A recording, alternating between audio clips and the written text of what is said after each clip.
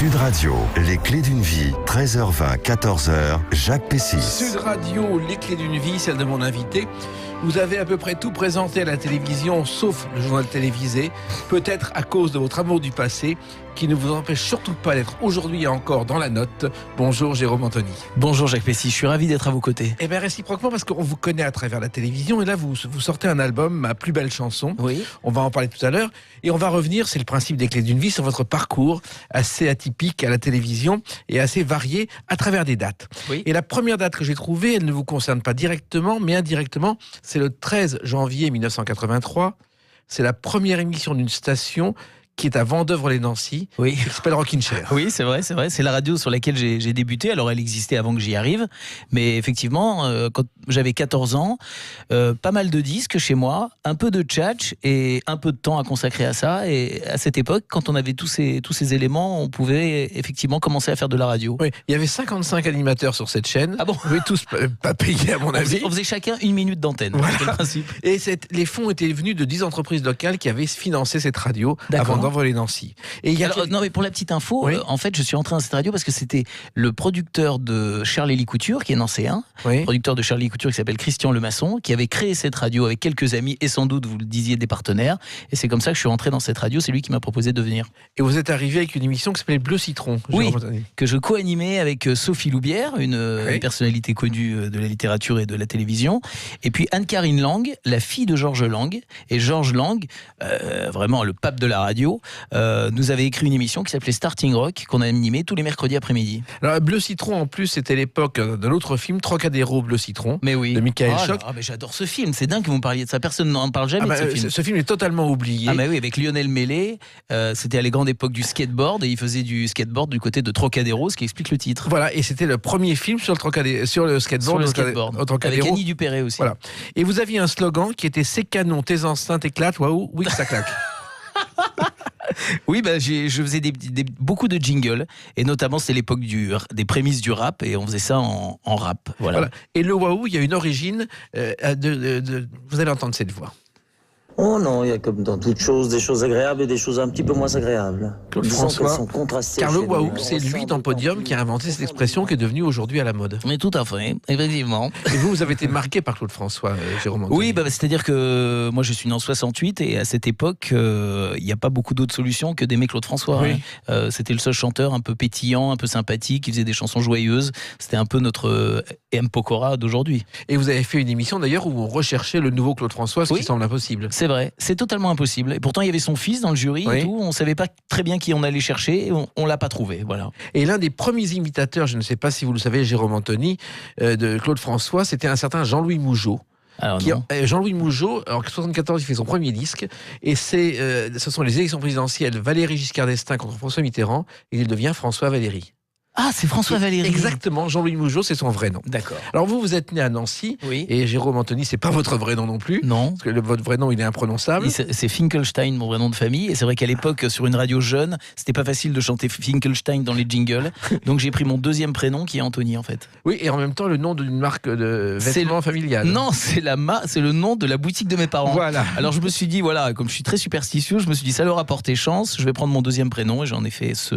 Bon, c'est compliqué, hein, parce que tout le monde pense que je suis le fils de Richard Anthony. Mais oui, justement. J'ai rien à voir avec Richard Anthony. Aujourd'hui, je préférerais m'appeler Finkelstein. Hein. Non, mais je l'assume totalement. Hein. Mais à cette époque-là, voilà, on voyait les choses un peu autrement. Et à l'époque, vous rêviez, Jérôme Anthony, de devenir chanteur et comédien. Oui, je voulais être. Alors, ma mère a fait le conservatoire de Mireille. Enfin, elle avait envie de faire ça. Elle a fait le conservatoire de Mireille ? Oui, elle a fait le conservatoire de Mireille. Sur les bancs, Elle a été repérée par Roger Lanzac à l'époque. Vous voyez toute cette période. Donc que les dimanches. Voilà, j'ai été bercé un petit peu par tout ça. Et quand j'ai dit à ma mère que je voulais être chanteur, elle m'a dit très bien, conservatoire. Donc j'ai appris le piano. Mais je voudrais être comédien aussi. Très bien. Conservatoire d'art dramatique. Et je me suis retrouvé comme ça dans ces deux activités. Mais je suis un très mauvais élève. J'y suis pas resté très longtemps, mais j'ai quand même vu comment ça s'y passait. Très mauvais élève. Je crois que vos études se sont arrêtées en 3e. Bon, écoutez, parlons d'autre chose parce que mes enfants ne sont pas au courant. Je l'aurais pas dit. Alors, vous avez quand même appris votre métier sur le terrain. Vous avez appris à faire des messages publicitaires, des jingles, chanter. Beaucoup, ouais. Mais ça s'apprend. Aujourd'hui, c'est impensable d'apprendre ça sur le terrain, Jérôme Bah Anthony. ouais, on avait la chance de pouvoir accéder à du matériel et à un savoir-faire. Et en fait, vous savez, aujourd'hui, toutes les chansons, enfin la majeure partie des chansons pour les jeunes qu'on entend, elles sont faites sous forme de ce qu'on appelle du top line. Ça veut dire qu'on fait d'abord la base musicale et ensuite on invente une mélodie dessus. Vous voyez ce que je dis ? Ça s'appelle du top line. Et nous, c'est ce qu'on faisait déjà à l'époque. Ça n'avait pas de nom, mais on prenait des bases musicales et on inventait des jingles, des mélodies, des choses comme ça. Et j'en ai fait pendant des années. Oui, et il y a une discothèque de Nancy, je crois, qui vous doit beaucoup, qui est le Solitaires Club. Le Solitaires Club. Vous savez, c'était la discothèque où on n'avait pas le droit de rentrer si on n'avait pas 30 ans. Oui, à 30 ans. Oui, c'était la discothèque des moins de 30 ans ou des 25 ans, je ne sais plus. Un basket interdite, jean interdit. C'était vraiment la discothèque, mais des anciens à l'époque. Et c'est vrai que quand je suis arrivé là-bas, j'ai un petit peu bousculé tout ça. On a autorisé les baskets, on a laissé rentrer les jeans et je leur ai fait pas mal de jingles et c'est devenu, c'était vraiment, je vais vous dire un truc, je fais une parenthèse, c'était la discothèque qui était la plus rentable de France. Donc tous les patrons de discothèque venaient voir comment ça se passait et en fait il n'y avait rien d'autre qu'une très très bonne ambiance. Voilà, et le slogan c'était: où vas-tu ce soir ? On va faire la nouba au Solitaires Club. Alors le mot nouba, on ne l'emploie plus aujourd'hui. Voilà. Mais on n'en pense pas moins. Et des discothèques rentables à l'époque, c'était les années 80, elles fermaient les unes après les autres. François Patrice, l'Élysée Matignon qui était au bord de la faillite. Vous aviez de la chance à Nancy d'avoir une discothèque qui marchait, c'était pas évident. On avait plusieurs discothèques qui marchaient parce que je pense qu'en province, on aime beaucoup faire la fête, donc on en profite. Ce qui n'est plus le cas aujourd'hui, ça n'existe presque plus les discothèques. Non, il n'y a plus l'ambiance qu'il y avait où on retrouvait les stars tous les soirs. Non, maintenant c'est plutôt des bars, des bars d'ambiance. Voilà. Et ça a été la radio, et puis la télévision est arrivée tout naturellement. On en parle dans quelques instants avec une autre date, le 22 mars 1997. A tout de suite sur Sud Radio avec Jérôme Anthony. Sud Radio, les clés d'une vie, 13h20, 14h, Jacques Pessis. Sud Radio, les clés d'une vie, celle de mon invité Jérôme Anthony. On parlera tout à l'heure de votre album qui est la concrétisation d'un rêve. Et là, on parle d'une autre date qui est le 22 mars 1997. C'est la première d'une émission de télévision dont voici le générique. Zapping Zone sur Disney Channel. C'est vrai. Et ça, c'est une chaîne naissante, Disney Channel. Oui. Et vous êtes un des pionniers de Disney Channel en France, Jérôme Anthony. J'avais eu déjà la chance de faire un petit peu de télé avant. Et là, je viens de finir une série d'émissions pour Gérard Louvain et Guy Lux. Une émission qui s'appelait Cascao pour TF1. Je finis cette série d'émissions et Gérard Louvain me dit: j'ai un copain qui ouvre une chaîne de télé, un Disney en France, Disney Channel.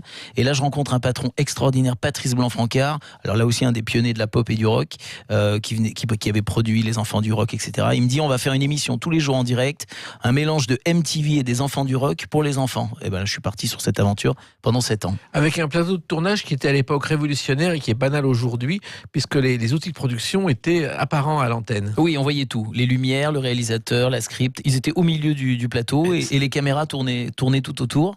Et voilà. C'est tout à fait nouveau à l'époque et c'est banal aujourd'hui. Alors c'était nouveau et à la fois c'était inspiré de la manière dont on éclairait les plateaux des séries, des soap opéras comme ça. Vous voyez ce que je veux dire ? Très blanc, un petit peu comme ici dans ce studio. Donc on pouvait se déplacer partout dans le studio, un petit peu comme dans ces séries, comme dans AB Productions, toutes ces choses-là. Voilà. Et vous dialoguez par téléphone avec les enfants. Et le téléphone à la télévision, c'est assez nouveau. À 10h du matin, il y a des jeunes femmes qui font deviner un objet mystère par téléphone. C'est ça. C'était un petit peu la radio à la télé en fait. Voilà. C'était les débuts de ça en tout cas. Voilà. Et ça a été un succès énorme grâce au coup de téléphone et au jeu.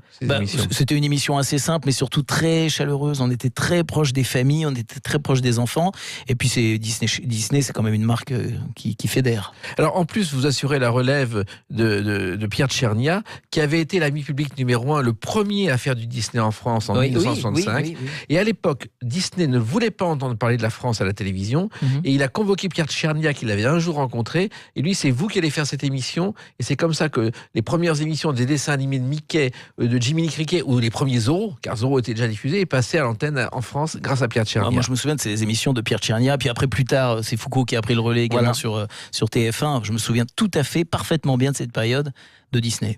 Et puis, donc, vos débuts à la télévision, au départ, c'est Musique Family, Jérôme Anthony. Ah oui, alors là, on est en 93. Bien avant. On revient un petit peu en arrière. Oui, c'est les débuts à la télévision. Voilà. Et c'est sur RTL TV. Oui, RTL Télé, c'est une chaîne qui était en Lorraine, leader, toute chaîne confondue. C'est-à-dire, c'était la chaîne la plus populaire. C'est la première chaîne qui passait des clips. C'est la première chaîne la plus jeune que j'ai connue à cette époque. Et j'avais vraiment très envie de travailler sur cette chaîne. Et dès qu'on m'en a offert la possibilité, j'ai pas hésité. C'était un jeu, je crois, avec des clips vidéo. Écoutez, je vais vous dire, j'ai appris mon métier là-bas. J'arrivais à 11h du matin, je faisais une émission qui s'appelait Les femmes et les enfants d'abord. Ensuite, à 17h, je faisais une émission qui s'appelait Musique Family avec des clips vidéo qu'on chargeait nous-mêmes dans le lecteur à vue, ce qu'on appelle les VJ, c'est-à-dire les DJ mais en vidéo. Je faisais cette émission. Ensuite, 2 heures plus tard, je faisais la météo. Et puis après, j'enregistrais des émissions pour le week-end. Pour moi, c'était le Hollywood de la télévision et j'ai appris là-bas à faire de la télé, en fait. Oui, c'était en Lorraine, à ne pas confondre, malgré que ce soit RTL, avec la Villa Louvigny au Luxembourg. C'était lié.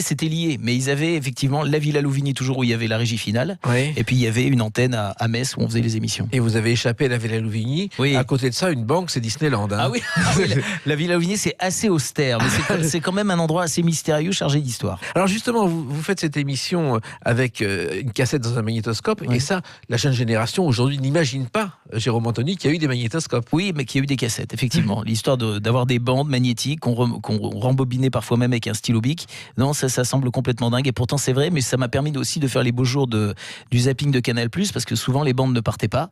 Et donc, on se retrouvait un petit peu planté en direct à l'antenne, ce qui faisait des séquences assez mémorables. Alors, l'ancêtre du magnétoscope, je me suis renseigné, c'est un notaire français, Constantin Sanlinck, qui a imaginé un système d'enregistrement magnétique en 1909. D'accord. Et c'était pas encore ce que ça 1909, pour l'audio, là. Pour l'image. L'image aussi. Il a Ah oui. mis des images sur un fil d'acier magnétique et a déposé un brevet, mais il n'y a pas eu de prototype. Ah bah c'est magnifique. Bah écoutez, nous on l'a eu quand même dans nos chaumières longtemps plus tard, hein, Exactement. à partir de 78, 77. Hein. Et la télévision, ça a commencé comment, Jérôme Anthony? Alors en fait, moi je faisais de la radio, j'ai fait de la radio, et puis un jour je chante dans un bar à Saint-Tropez, et je ne sais pas que est présent le directeur des programmes, le programmateur de l'émission Sacrée Soirée, qui me propose donc de participer à la séquence Jeunes Talents de Sacrée Soirée. Ce qui fait que quelques mois plus tard, il m'avait dit, je sais pas si tu passeras, mais en tout cas on l'écoutera avec attention. Donc j'envoie une cassette magnétique, et donc je suis sélectionné, je passe dans l'émission, j'y reste jusqu'à la fin de la saison. C'est-à-dire que l'objectif c'était, toutes les semaines j'avais un autre candidat face à moi qu'il fallait que j'élimine entre guillemets et que je poursuive l'aventure. Donc au terme de cette aventure de 18 émissions, alors à l'époque Sacrée Soirée c'était 18 millions de téléspectateurs, Ouais, hein, ça fait de la notoriété. Je fais un CD avec Barbelivien. Et on propose très vite de faire de la télé sur RTL Télé. Et c'est comme ça que j'ai laissé un petit peu de côté l'histoire de la chanson pour me consacrer à ce que je pensais savoir mieux faire, c'est-à-dire de la télévision ou de la radio. C'était un rêve aussi, la télévision, pour vous. Ah mais moi voilà, pour moi tout est lié, hein. C'est-à-dire que je sais qu'en France c'est compliqué d'avoir plusieurs casquettes, mais pour moi tout ça est très lié. Et la première télévision que vous avez fait en France, après Sacrée Soirée, c'était la Chance aux chansons, où vous avez interprété La chanson de Barbelivien, Quelque part quelqu'un, oui. Alors c'est quand même hors corps parce que vous avez travaillé, et j'ai fait le calcul, Jérôme Anthony, pour RTL 9, pour TF1, pour France 2, pour M6, pour W9. Non mais c'est toujours embêtant quand on dit ça parce qu'on a l'impression qu'on se fait virer de partout. Mais non, mais justement. quand je faisais France 2, les émissions de Sophie Davant le matin, je faisais une petite chronique, en plus le samedi, en plus de Disney Channel. Je combinais un petit peu les choses comme ça. Mais par exemple M6, ça va faire 17 ans que j'y suis, donc je suis quand même très très stable. Oui, et vous êtes passé d'un genre à l'autre avec l'improvisation totale, car vous avez le sens de l'improvisation, ce qui est la qualité d'un animateur télé, Jérôme Anthony. Écoutez, c'est gentil, je peux pas me permettre de le dire, mais merci de me le dire en tout cas. Non mais c'est vrai, l'improvisation, c'est inné chez vous. Écoutez, moi j'ai toujours considéré, mes pères c'est Drucker, c'est Foucault, voilà, c'est des gens que j'estime beaucoup et qui sont mes exemples. J'ai toujours estimé qu'un animateur doit pouvoir tout faire, c'est-à-dire un animateur entre guillemets est 4-4. En dehors du journalisme et en dehors de certaines autres activités, on doit pouvoir savoir tout faire à peu près. Et dans les émissions que vous avez présentées, il y a Génération Hit. Oui, Génération Hit, sur M6, il me semble. Hein, oui. Et il y a les W9 d'or. Oui, écoutez, sur M6, on a vraiment lancé beaucoup de marques. Il y en a qui ont duré, d'autres un peu moins. Mais en l'occurrence, on a fait des émissions pendant très longtemps, notamment le matin. Voilà, et les W9 d'or, c'était la première cérémonie musicale dont les gagnants étaient désignés sur les chiffres de vente, je crois. Exactement, sur les chiffres de vente et sur leur diffusion radio, sur leur diffusion télé, diffusion des clips. Voilà, c'est tout un tas de critères qu'on n'évoque jamais, parce qu'aujourd'hui les ventes ça veut pas dire grand chose, Non. mais les diffusions de radio, les diffusions en podcast, toutes ces choses là c'est très important, oui. En streaming, voilà. Et Philippe Gildas avait eu la même idée, puisque oui. le top 50 est né parce qu'il en avait assez de voir ce hit parade sans avoir les chiffres de vente, et qui a eu l'idée de lancer cette formule à laquelle personne ne croyait au départ. Oui, puis c'est là qu'on s'est rendu compte que les chanteurs de variété emblématiques de l'époque vendaient pas de disques en fait, oui. et que c'était d'autres qui étaient concernés. Alors votre culture, ce sont aussi les titres des années 90, et vous les avez évoqués à la télévision en un temps où l'engouement n'existait pas. C'est-à-dire que Génération Top 50, c'était pas encore les grandes salles d'aujourd'hui, on retrouve les années 80. Alors Génération Top 50, là on revient, c'est une émission qui est diffusée chaque week-end le matin sur W9 et qui marche très fort. La nostalgie, ça marche très très fort. Les années 80, les gens ne s'en lassent pas. Mais vous êtes un pionnier du genre. À l'époque, la nostalgie, on n'en parlait pas beaucoup quand vous avez commencé ces émissions. C'est vrai. Et de me replonger dans le Top 50, ça nous a permis de revoir des images quand même exceptionnel parce que les clips étaient quand même assez aléatoires à cette époque. Il y en avait des très bons et des très mauvais. En tout cas, des très très drôles. Donc ça nous permet de nous amuser régulièrement avec ce genre d'images. Il y avait pire, il y avait les enceintes qui étaient le Scopitone dans les années 60 par David Boyer, avec les premiers Scopitone sur Françoise Hardy et quelques autres réalisés par Claude Lelouch. Voilà. Ouais. C'est des petites merveilles, c'est des pépites. Et que tout le monde voulait jeter et que David Boyer à l'époque a conservé dans une cave, une chambre froide pour qu'on les ait encore aujourd'hui. Mais moi je me souviens que quand j'étais à RTL 9, j'avais en ligne David Boyer pour lui acheter des images pour les diffuser dans mes émissions. C'était les images qui valaient le plus cher, je vais pas vous mentir. Donc on n'en achetait pas beaucoup, mais on en achetait quand même régulièrement, vraiment pour nous faire plaisir. Et puis il y a aussi une soirée que vous avez présentée, c'est les 40 ans du Puy du Fou. Ça c'est un événement, Jérôme Anthony. Oui, alors ça c'était un plaisir, c'était plutôt un défi parce qu'on demandait à tous les animateurs d'M6, en tout cas du groupe, d'intégrer un spectacle du Puy du Fou et on se rend pas compte à quel point ces spectacles sont physiques. Et en 48 heures, il fallait être prêt et se présenter, participer au spectacle devant quelques milliers de spectateurs. Ça a été très très dur. Et vous avez été un mousquetaire ou Oui, j'ai été un mousquetaire, mais pas vaillant. Pas vaillant. Et il faut savoir que le Puy du Fou, c'est né par hasard. Philippe de Villiers était un jeune sous-préfet de Vendée. Oui. Il apprend que le conseiller général achète le château du Puy du Fou. Il va faire un petit spectacle en hommage à la Vendée, aux guerres de Vendée. On voit ce que ça a donné ensuite. Oui, c'est une affaire familiale qui est vraiment exceptionnelle, d'une grande générosité et puis surtout c'est des spectacles magnifiques. De toute façon, je crois que c'est un des parcs les plus importants du monde. Je crois qu'il est reconnu comme le plus grand parc du monde. Oui. Alors, vous êtes aussi, Jérôme Anthony, ce que j'appelle l'un des pionniers des after-émissions. Pionnier, faut pas exagérer. Si, parce que La Nouvelle Star ou d'autres émissions comme Incroyable Talent, vous avez été un des premiers, tout le monde le fait aujourd'hui, à être en coulisses, à avoir l'avis du jury. C'est vrai parce que c'était un principe qui s'appliquait beaucoup dans les autres pays et il n'y en avait pas en France. Et donc, on m'a, entre guillemets, filer ce genre d'émission parce que effectivement je me débrouille plutôt assez bien en coulisses, j'arrive assez bien à improviser, j'arrive assez bien à attraper les candidats ou les personnalités, à en faire quelque chose. Donc c'est un exercice que je faisais et que je fais avec beaucoup de facilité. Mais c'est pas frustrant de ne pas être pendant l'émission et d'être ensuite? Si, on peut voir ça aussi comme ça, on aimerait bien faire les deux. Voilà. Pour l'occasion c'est pas présenté mais voilà, l'appel est lancé. Voilà, c'est important. Et puis, tout ça, il y a une émission quand je vois Affaires conclues, je me dis, je pense à vous parce que vous avez fait aussi une émission du même genre, Un trésor dans votre maison. Et franchement, c'est une copie. Pour le coup, je suis pas producteur, donc je le dis en toute modestie, on a été les pionniers, c'est-à-dire à réussir à faire une émission vraiment populaire sur les brocantes, ça n'existait pas avant. Il se trouve que cette émission a très bien marché, on en a fait 200 et elle cartonnait tous les samedis et j'ai toujours pas compris pourquoi on l'avait arrêtée. Voilà, c'est tout. Voilà. En tout cas, elle a au moins servi à avoir donné l'idée à France 2 de lancer le format concurrent en Angleterre, qui est celui de Sophie Davant, et qui marche très très fort. Oui, et je crois aussi que chez vous, il y a un certain bric-à-brac, vous habitez Nancy, et vous avez la collectionnite aiguë, Jérôme Anthony. Oh non, je ne sais pas que j'ai la collectionnite aiguë, c'est que je ne sais pas jeter les affaires. Voilà, j'ai toujours un lien avec quelque chose, un objet, etc. Je ne sais pas jeter les affaires. Donc il vaut mieux habiter Nancy que Paris dans ces cas-là pour avoir une grande maison. Il vaut mieux avoir un peu de place. Et puis vous avez une formule, votre règle de vie qui est le PCPC. Pas chiant, pas cher. Alors ça c'est... Ça, c'est une formule que j'utilise dans le métier. C'est-à-dire quand on me dit, mais ça fait longtemps que t'es là, mais alors, il n'y a pas de secret. De toute façon, s'il y avait un secret, je l'appliquerai et je ferai certainement une plus grande carrière. Mais je dis toujours, moi, j'essaye d'être PCPC, pas chiant, pas cher. Bon, je suis quand même parfois un petit peu chiant et parfois... Peut-être qu'on peut considérer que je suis un petit peu cher, mais je pense pas. Mais pas chiant, pas cher, ça marche pas mal. PCPC. Il y a quelque chose qui est cher à votre cœur, c'est cet album, dont on va parler dans quelques instants à travers une autre date, le 28 février 2020. A tout de suite sur Radio avec Jérôme Anthony. Les clés d'une vie, 13h20, 14h, Jacques Pessis. Sud Radio, les clés d'une vie, celle de mon invité Jérôme Anthony. On a parlé radio, télévision, mais il y a le chanteur avec ce premier album qui sort le 28 février, Ma plus belle chanson. Et Ma plus belle chanson, alors qu'il y en a 10. C'est assez étonnant. On a toujours sa plus belle chanson, donc je l'ai appelée Ma plus belle chanson, comme quand on dit comme ça communément, ça c'est ma plus belle chanson. Et puis finalement on entend une autre 3 jours plus tard, on dit non, finalement c'est celle-là, ma plus belle chanson. On a toujours une plus belle chanson à un moment donné dans sa vie. Alors on va en écouter une pour commencer, c'est Pour le plaisir. Pour le plaisir, il faut savoir prendre le temps de refaire d'un homme un enfant et s'éblouir. Pour le plaisir. Chanson qui a eu beaucoup de succès et qui a lancé Herbert Léonard.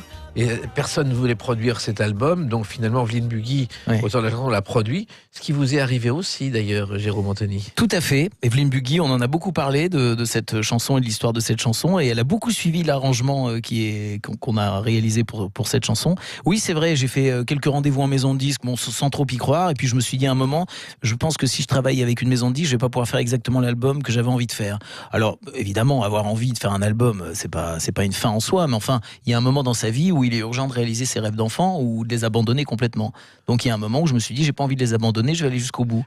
Et donc, l'idée, c'est de reprendre des grands standards de la chanson française, comme Pour le plaisir, qui est finalement une chanson de crooner, hein. Le Oui. texte, c'est une chanson de crooner, et de les réorchestrer à l'ancienne, c'est-à-dire comme à l'époque où on faisait de la variété dans les années fin 50, années 60, comme le faisaient Charles Trenet, Aznavour, Sacha Distel ou les Américains, comme le faisait Sinatra ou Dean Martin.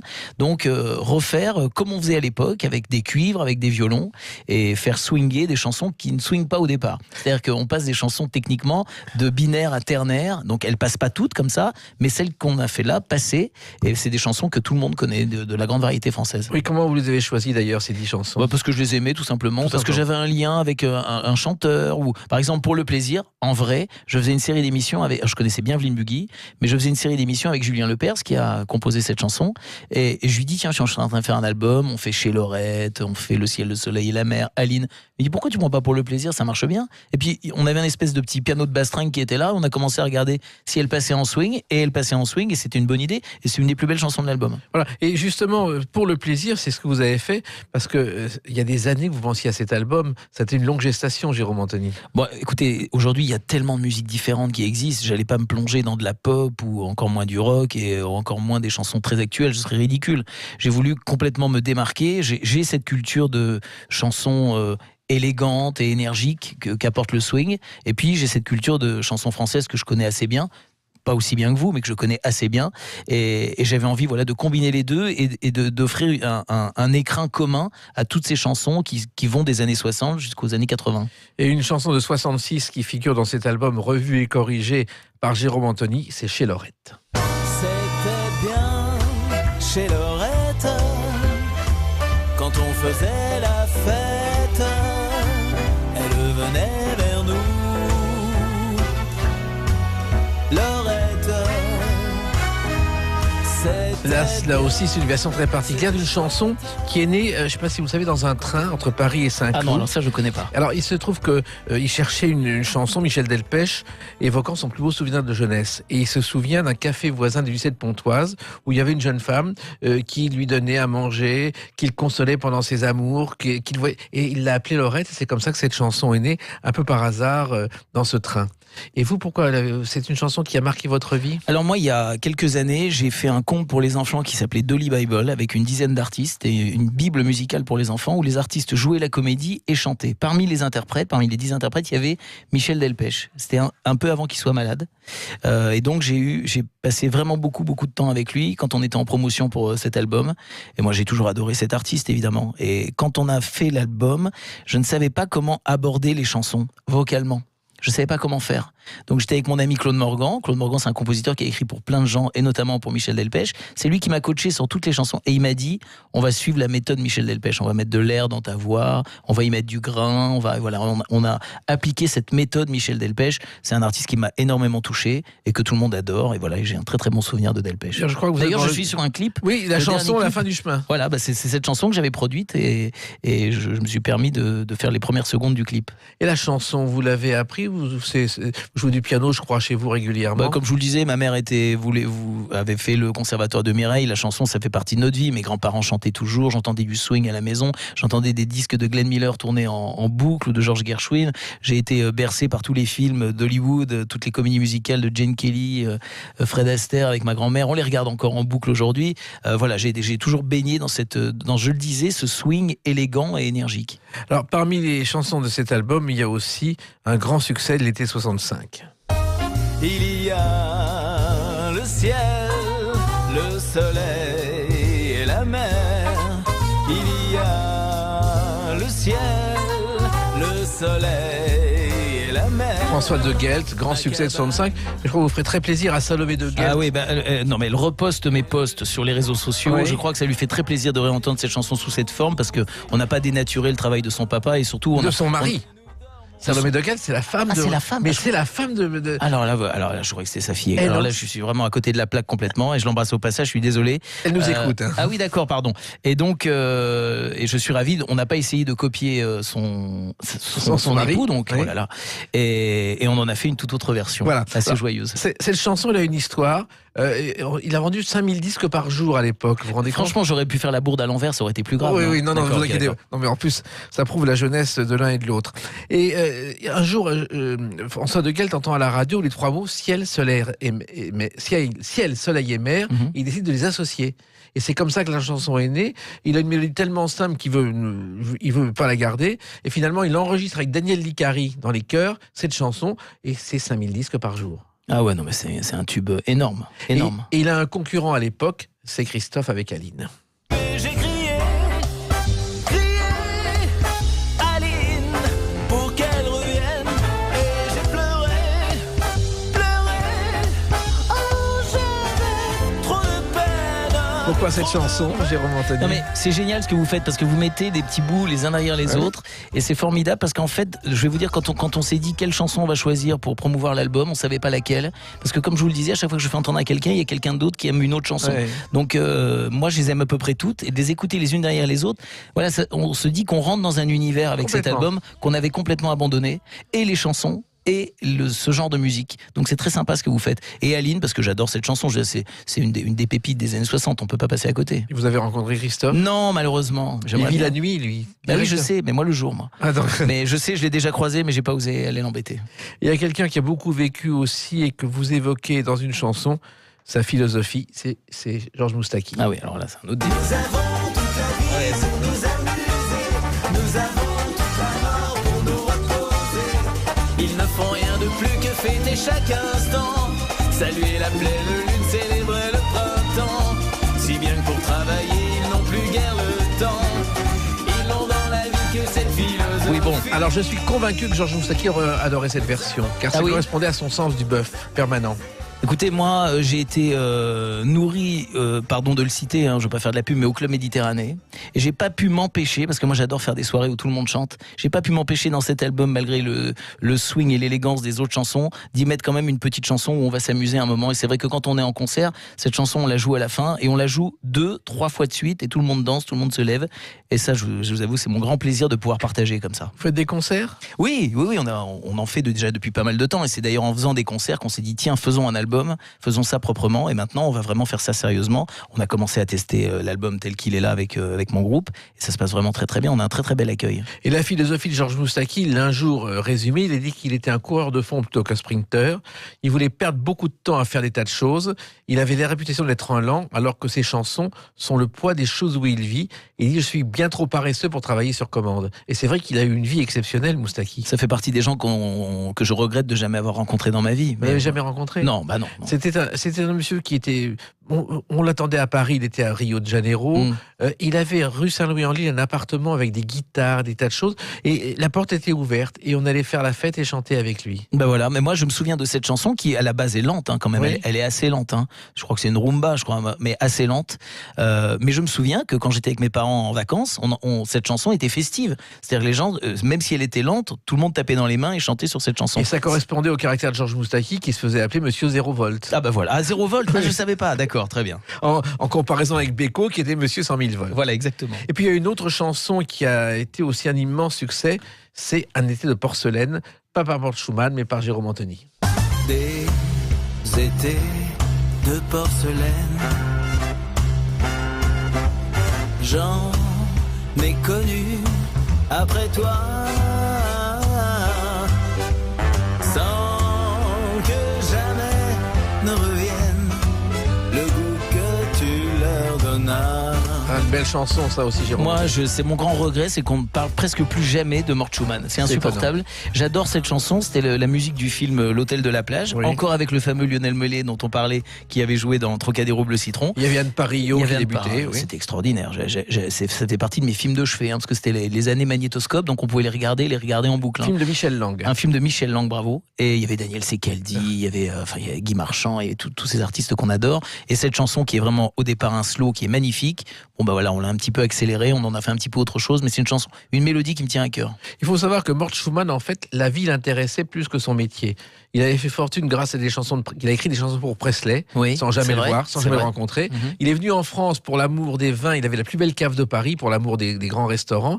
Et c'est ce qui l'intéressait, sa famille. Et il est mort très très jeune de tout ça. Et sa carrière, il s'en moquait, mais complètement. Ouais, bah, il a fait des chansons magnifiques. Encore bien plus belles que celle-là d'ailleurs. Il y a une chose qu'on remarque dans cet album, c'est qu'il n'y a que des mélodies. Et ça, c'est rare aujourd'hui. C'est presque abandonné aujourd'hui. On privilégie l'ambiance des chansons, l'atmosphère des chansons. Voilà, moi je pense qu'on peut avoir un petit peu des deux. Voilà. Bon. Et le piano, vous l'avez appris familialement aussi avec Alors non, le piano, alors moi je vais vous dire, je sais juste m'accompagner au piano parce que je suis pas un bon élève du tout, mais je me suis obligé à apprendre le piano pour pouvoir intégrer un groupe. Donc j'ai appris par cœur les chansons de Balavoine, des Beatles et quelques autres pour pouvoir intégrer un groupe et pouvoir les accompagner et faire partie de ce groupe, c'est tout. Mais aujourd'hui, ça me sert beaucoup pour préparer les titres parce que je les prépare tous à l'avance au piano et après évidemment ils sont rejoué par des bons et des vrais musiciens. Alors cet album, c'est le point de départ d'autre chose, Jérôme Anthony ? J'espère que c'est le point de départ de... Oui, moi ce que j'ai envie, c'est de faire des concerts, d'aller à la rencontre des gens, et puis je suis pas éloigné de l'univers dans lequel je suis en télé, parce que voilà, j'arrive pas avec une guitare en bandoulière, je suis dans l'esprit des grandes émissions de variété des années 70, des Carpentier, dont on parle beaucoup, ça revient beaucoup ça revient au goût du jour. Et puis, je sais pas si vous avez repéré dans cet album, pardon, je fais une parenthèse, j'ai une chanson inédite de Gilbert Bécaud. Oui. Oui. Complètement. Alors, comment elle est venue ? Alors en fait, quand je participe à l'émission de Sacrée Soirée, mon parrain, parce qu'il était là et qui m'avait trouvé plutôt sympa, c'était Gilbert Bécaud. Et donc il me convoque quelques jours plus tard à la SACEM avec Delanoë et ils me disent voilà, on t'a fait une chanson. Je suis reparti avec la cassette et j'en ai jamais rien fait. Et donc j'en ai profité pour la mettre dans cet album. Elle est dans cet album que je recommande à celles et ceux qui nous écoutent. Merci Jérôme Anthony et tous nos vœux de succès, vous le méritez largement. Vous êtes adorable, merci à vous. Je suis très fier d'avoir fait cette émission à vos côtés. Merci, je vais rougir. Merci à vous. Dans quelques instants, on retrouve Brigitte Lahaie et nous on se retrouve bien sûr demain pour d'autres clés d'une vie. Bonne journée, merci à